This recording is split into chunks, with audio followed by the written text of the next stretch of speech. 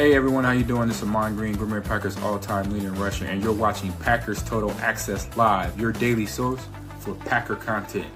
Go Pack, go!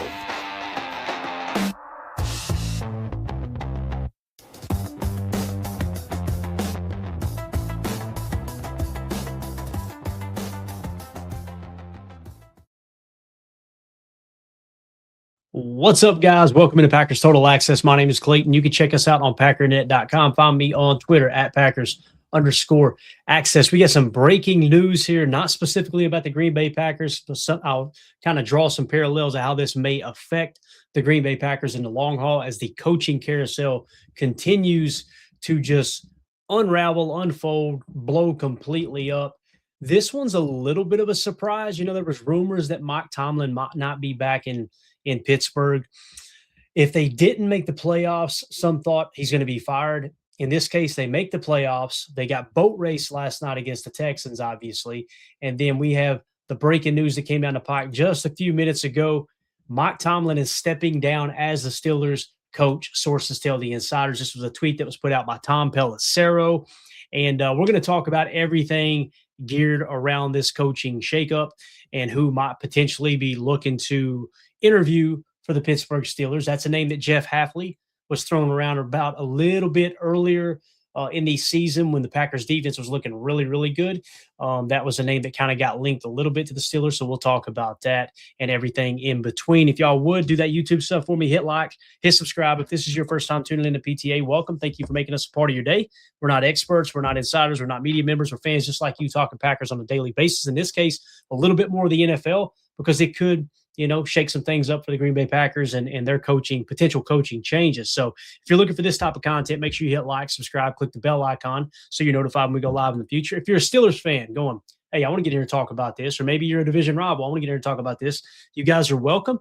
Please don't feel obligated to sub to the channel. Obviously, you're not looking for Packers content, but thanks for joining the conversation.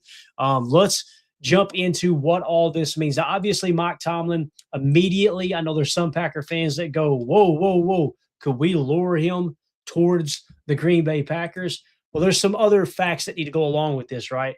And when you're talking about could he potentially coach somewhere else, is he actually stepping down? Ari Miroff kind of set the record straight.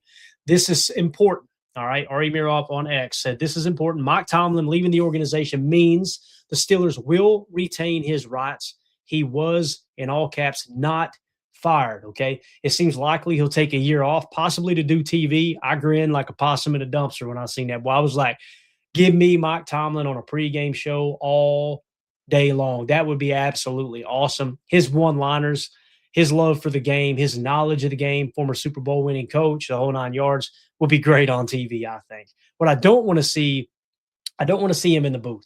Don't want to see that. I want to see him on a pregame show. I want to see him doing his own podcast. I want to see him jump on Ben Roethlisberger's podcast. That would be absolutely awesome.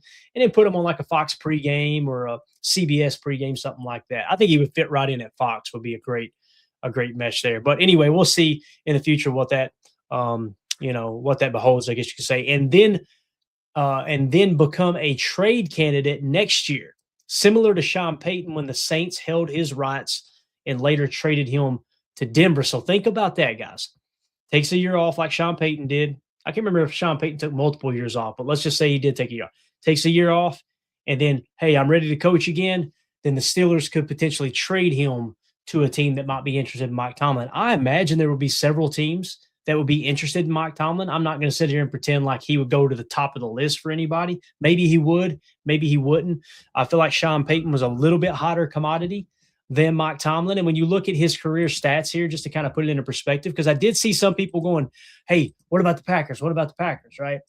Again, we're not going to trade picks for Mike Tomlin. When you look at the success, comparatively speaking, between Matt LaFleur and Mike Tomlin, Matt LaFleur, 654 winning percentage, that's 16th all time.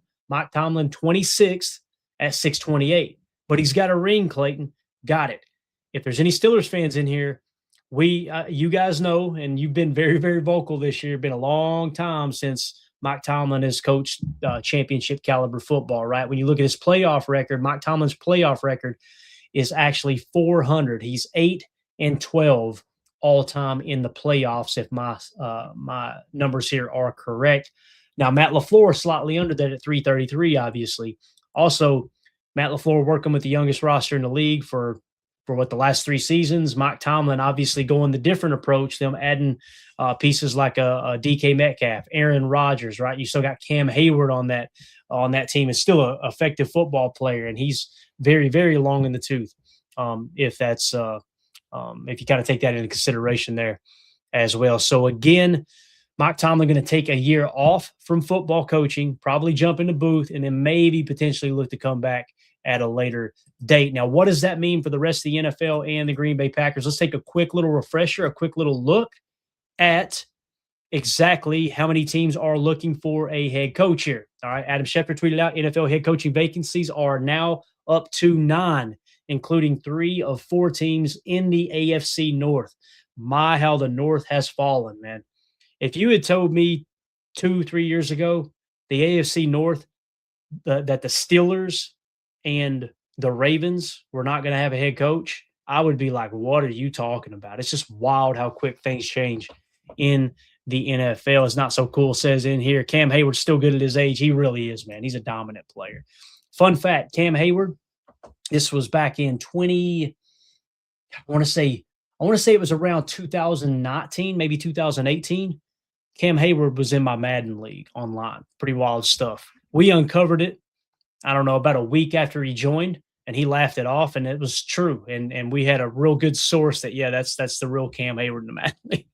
Never see that happen again, I promise you. But again, 9 teams, you got to love the responses immediately. People say 9, you say. I love that J.J. McCarthy and the Minnesota Vikings are still catching strays, even though their season's been over for a couple of weeks now. But here are the vacancies. Steelers, Ravens, Browns, all 3 of them teams in the AFC North.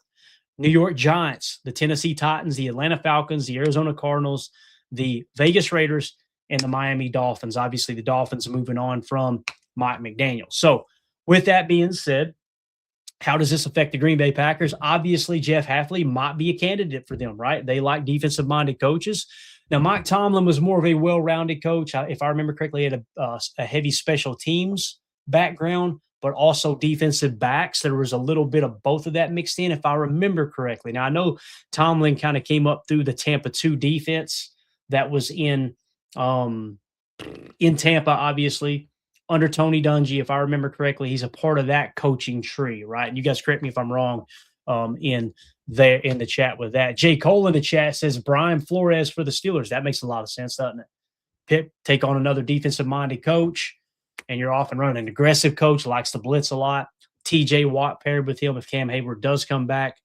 I think that's a very, very logical choice there, Jay. Anything to get B-Flow away from the Minnesota Vikings, I'm all about, right?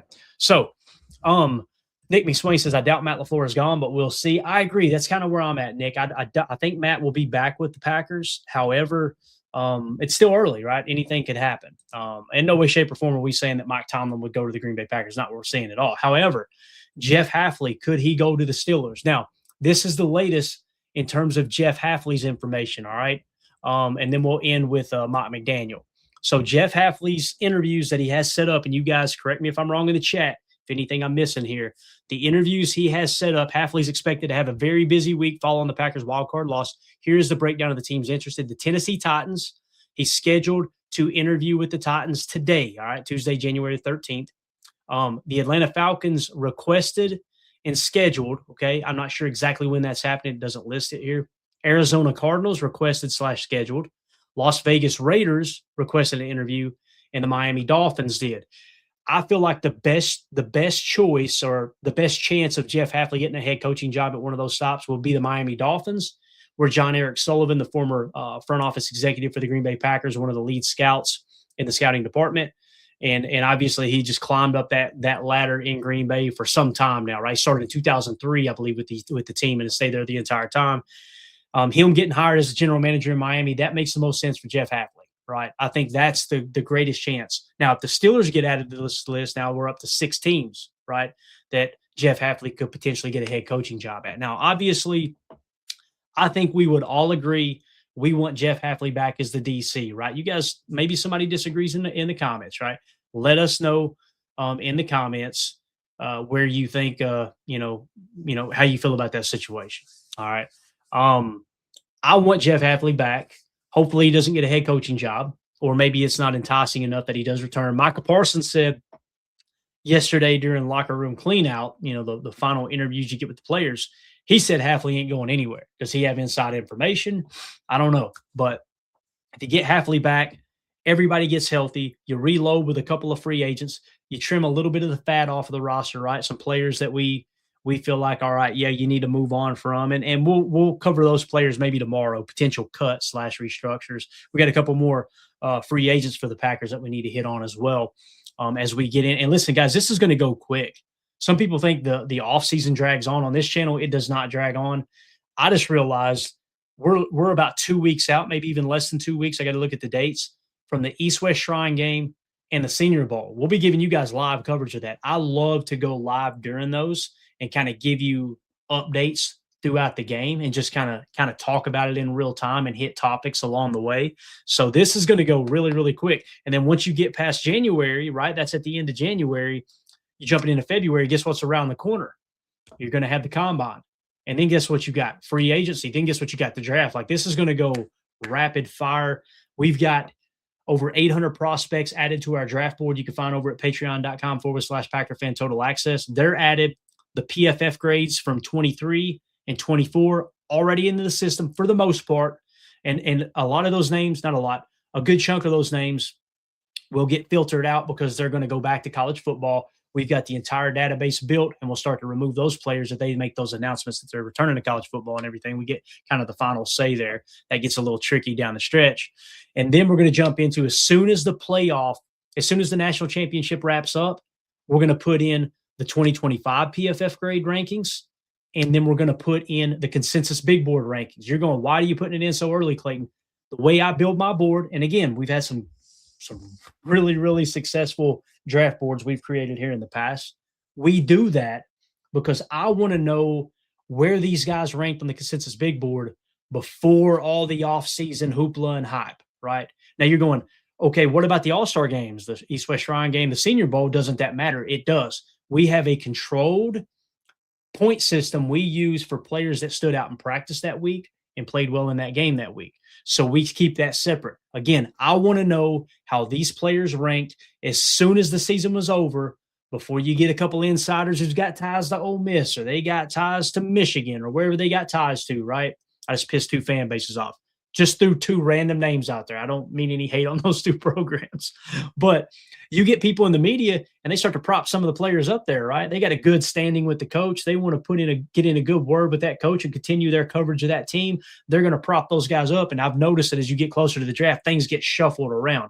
I want to know what we thought immediately following the college football season. So that's why we put the numbers in like that. So the board is really going to start to fall into place really, really quick.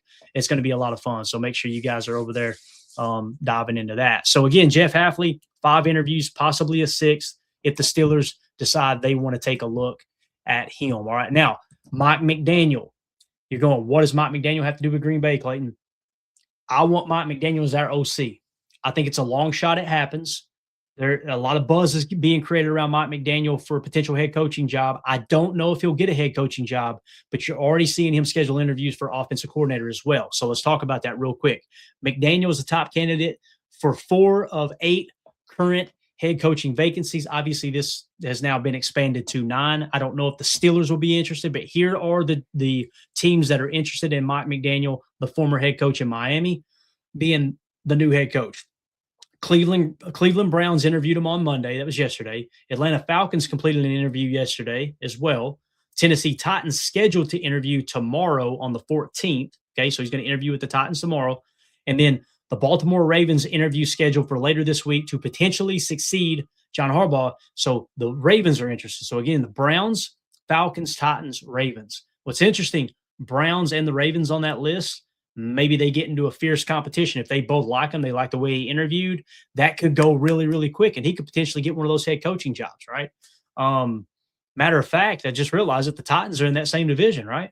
Correct me if I'm wrong. Yeah, the Titans are in the same division. So that could get really competitive with Mike McDaniel. Now, offensive coordinator interview, the Detroit Lions interviewed Mike McDaniel. Did they interview it or they scheduled? They scheduled it, okay. Despite the heavy interest for him as a head coach. The Lions have officially scheduled an interview with McDaniel for their vacant OC position this week as well. So again, here's what I hope plays out for Mike McDaniel. First things first, the Packers better get their crap in one sock and make this decision on Matt LaFleur and get that behind them as soon as possible so Matt can shuffle this staff up a little bit if he needs to. I talked about on the morning show, what I would like to see happen is fire Coach Buckus, demote Adam Stenavich, the offensive line coach, where I feel like he's done his best work. Make sure he just primarily, that's your focus, dude, right? And then potentially move on from Rich Bisaccia too. I kind of feel like Rich Bisaccia is going to step down. We'll see. I'm sure that's coming real soon, the decision there. But what I want to see happen is hire Mike McDaniel as your offensive coordinator. Now, once you get to the point where you can make that decision, right? If that happens, then let's say these 4 teams decide to go in a different direction. They don't go with Mike McDaniel as their head coach. If I'm Green Bay, this is what worries me, okay? I'm going to Mike McDaniel and going, hey, we want you to be our OC, right? Well, Detroit's going to compete. Detroit's going to make you pay top dollar for that, right? We know in 2019, Matt LaFleur wanted to hire Darren Rizzi as the special teams coordinator, and the executive committee, i.e. Mark Murphy at the time and Ed Policy, his right-hand man, they said no. Well, it wasn't just them. It sounds like it was more so Russ Ball that was against how much money Darren Rizzi wanted. Darren Rizzi is now the special team coordinator, assistant head coach for the Denver Broncos, in case you're wondering, okay? They're having a pretty good year. I think we would all agree. So hopefully, if you do decide, all right, we're going to move on from our OC and we're going to hire Mike McDaniel, it's not a situation where the Detroit Lions just outbid us. That would suck. Man, that would be horrible, right? So really, really, really want to see that kind of shake out. Do we got breaking news in here? Do we have breaking news? Shout out to WR Maddox on YouTube. Said, I saw a post that said Rich Bisaccia did step down. Guys, do me a quick check. And listen, it's no way a shot at you, Maddox. Fake news runs around out there all the time. I get got on Twitter all the time. But somebody see if you can find out if that's true so I don't have to drop this stuff down and go look myself. Make sure. Okay, he said it was on Facebook. There you go, right? So, yeah, okay, got it. Let us know. Somebody see if you can confirm that. Did Rich Bisaccia step down? If it's on Facebook, you got to be careful, man. There's a lot of trolls in there on the Facebook. The Facebook groups are more toxic than X. It's wild. It's absolutely wild. Yeah, he's saying, only saying I saw a post. Got you, man. Got you. So you might have been just laughing about it, right? So I don't think that's happened. He said, let's see here. Nick McSwain says, only thing I see is a tweet from NFL Talk Sports. All right. Stephanie, I'm with you. She says, don't trust Facebook. Gotcha. United Bates says, nothing showing as of looking now. Appreciate you guys checking that. So that's probably what it was, Maddox. But thank you for bringing it up there, man. So again, you got to move quick if you want Mike McDaniel. Hope you don't get one of these head coaching jobs. You got to outbid Detroit. There'll probably be other. I'm sure there'll probably be a larger list wanting him at OC than these 4 right here, to be honest with you. So it's going to continue to get wild, gang. The coaching carousel is absolutely awesome. As Tad Samato says, the internet never lies. It doesn't, right? You got that right, man. So appreciate you guys looking that up. Let us know in the comments, what do you think about this Mike Tomlin situation? Do you think they kind of forced him out and that's just how everything unfolded? Do you think Mike Tomlin is done being on the hot seat the last few years in Pittsburgh? Let's take a year off. Let's reset. The reason to taking a year off, he may want to do sports media. He may love it and not go back to coaching, but also you take a year off, get to have some conversations behind the scenes, test some interest. All of a sudden, just like Sean Payton, bang, you get the bag, right? That's typically how that happens. Ari Ironminer, upper management move quick, only to fold and choke is what he says. Yeah, all right. Coach Zay says, honestly, if you're Pittsburgh, do you hire Mike McDaniels? I don't know, man. I got to be honest with you, Coach Zay. I'm not a big Mike McDaniels head coach fan.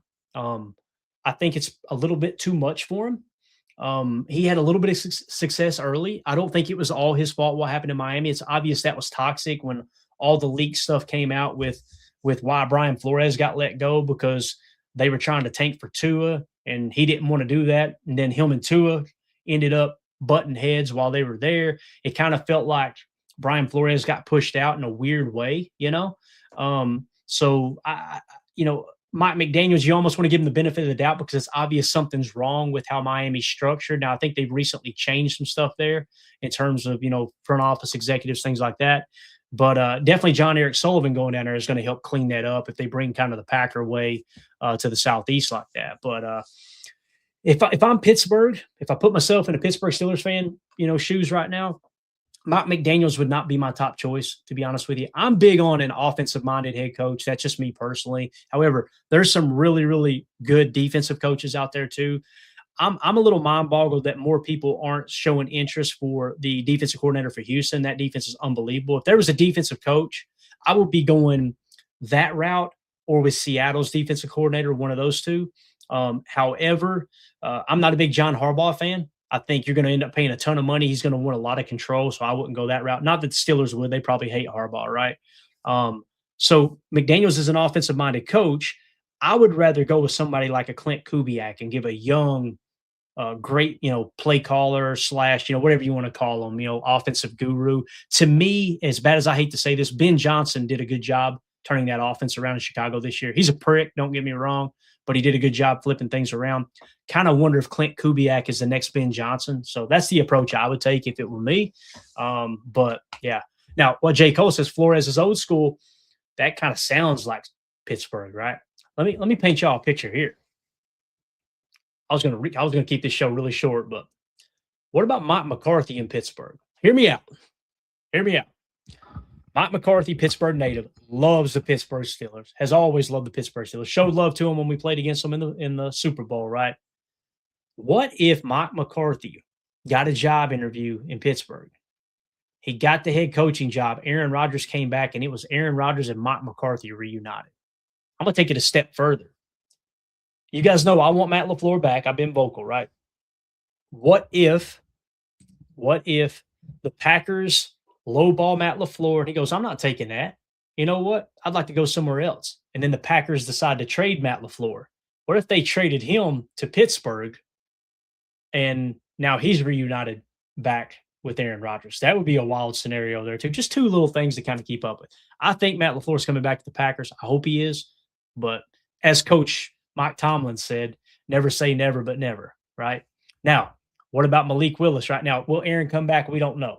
But Malik Willis in black and gold in Pittsburgh, oh, that would be so much fun to root for, man. As a Packer fan on the outside, keeping up with that would be a lot of fun. That would be an absolute blast there. So, yeah. Now, Soder says, let's see here. Mike in the chat says Mike McCarthy isn't young enough, in my opinion. That's true. And you'll listen, Mike McCarthy's got his flaws. I'm not going to sit there and try to pretend like he's the perfect target, right? I know this will never happen, but I'll tell you what I would like to see happen, or I'd be okay with anyway. Mike McDaniel, let's say he signs somewhere else, he gets a head coaching job. It'll never happen. So I know people are going to go, oh, shut up, Clayton. If you could have Mike McCarthy be your offensive coordinator with Matt LaFleur, those two great offensive minds together, boy, that would be awesome. Matt's passing offense this year was top 5, right? Now, the running game isn't Mike McCarthy's strength. I think we would all agree, right? He was a West Coast spread offense is what he ran. Now, he got a little bit – he evolved over time, right, with the two-back sets and came in with the full house set and kind of approached it that way, right, with a heavy backfield. However, the running game is the weak spot for the Packers. Matt's got the passing game on lock. Jordan Love was – a legit top 5, maybe even top 3 quarterback this year, right? Your receivers are ascending, in my opinion. I think you're going to see an even better version of this receiving core next year, whether Romeo Doubs comes back or not, via free agency. But the running game is what struggled, right? We need to revamp the running game. Mike McDaniel, that just fits to a T. So that's what I would say. Now, this is interesting. Chris N says Matt LaFleur needs help with in-game management, right? I don't know what that means, other than if you're talking about challenge flag and managing timeouts. We all have differing opinions and we all end up arguing about it. So I don't want to, turn this into a big, well, it's Jordan Love's fault. It's Matt LaFleur's fault. It's Adam Stanovich's fault. It's the guy who's supposed to be helping with game management's fault. We actually got a guy dedicated to that too, by the way. He sucks at his job, obviously, right? But I remember the same thing being said about Mike McCarthy. Mike McCarthy, I remember when he was here, and by the time we ran him out, they hated how his in-game management was. I remember the same complaints about his challenge flags and everything, and his wasting timeouts because he got a Kodak look, called a timeout, and it's like, why are we wasting our timeouts, right? So Nick McSwain says Jordan Love finished second in EPA. There you go, man. There you go. So going to be interesting, man, to see how everything unfolds for sure. But let us know in the comments, what do you think about this whole situation? Who do you think replaces him in Pittsburgh? How does this affect the Packers? Who do you want to be your offensive coordinator? Maybe you want Matt gone. Who do you want to be your head coach? Let us know in the comments what you think.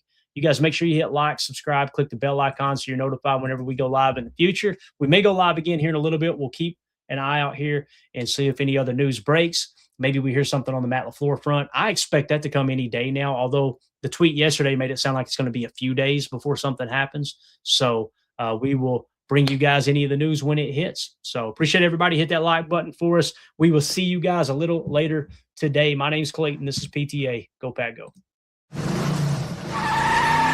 Here we go. Bye, guys.